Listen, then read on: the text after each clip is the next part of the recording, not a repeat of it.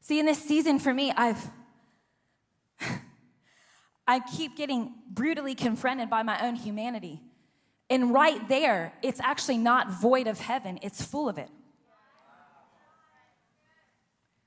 And I'm doing things like forgiving myself. And I'm doing things like, oh, it's okay. I have limitations. See, Jesus got hungry, and he got tired,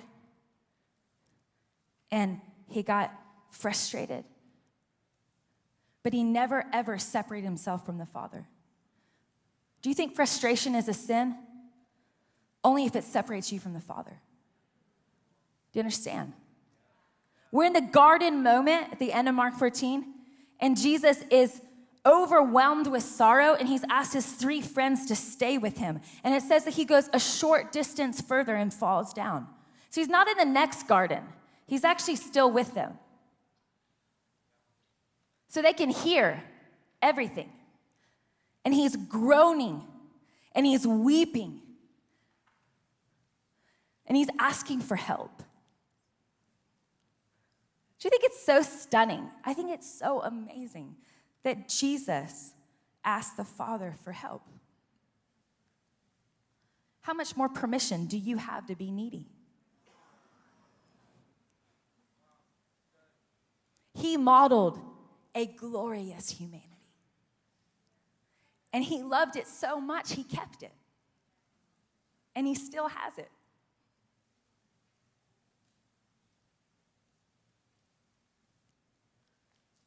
That tension of getting up, like I imagine him covered in dirt because he's fallen to the ground and his eyes are swollen from crying for an hour. And he gets up and he's like, where are my friends? And he walks back and they're all sleeping. He's like, could you not stay with me for an hour?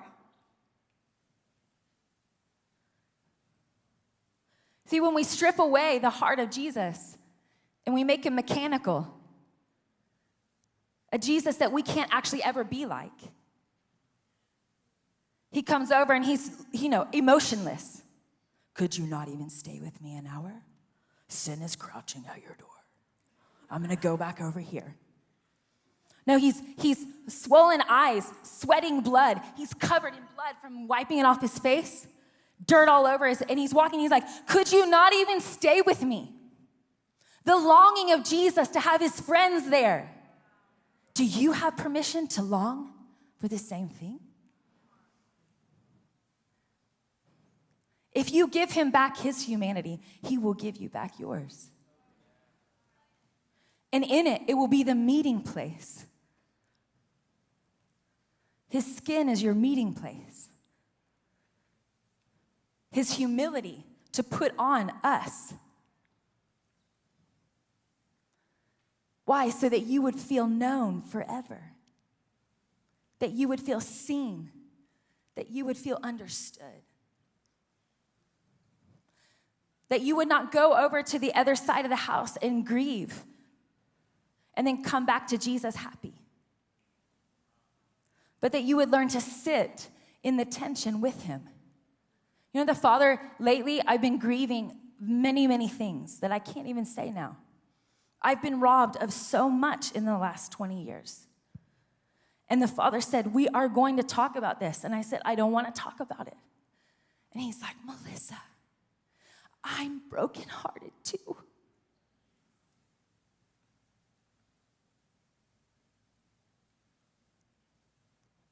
Just stay with me. Don't go over there. I'm right here.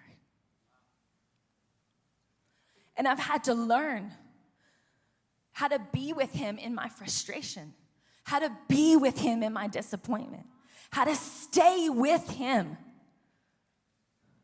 Do you know, I love Lamentations 3. It's so heavy. And really, you know what breaks my heart is the only part that we really know is when it releases. What we all know is the steadfast love of the Lord never ceases, right? His mercies are new every morning, right? But if you go to the beginning, it's kind of intense. Let's go there. I am the man who has seen affliction under the rod of his wrath. He has driven and brought me into darkness without any light. Surely against me he turns his hand, again and again the whole day long. He made my flesh and my skin waste away. He has broken my bones. He has besieged and enveloped me with bitterness and tribulation. He has made me dwell in darkness like the dead of long ago. He has walled me in about so that I cannot escape. He has made my chains heavy. Though I call and cry for help, he shuts out my prayer.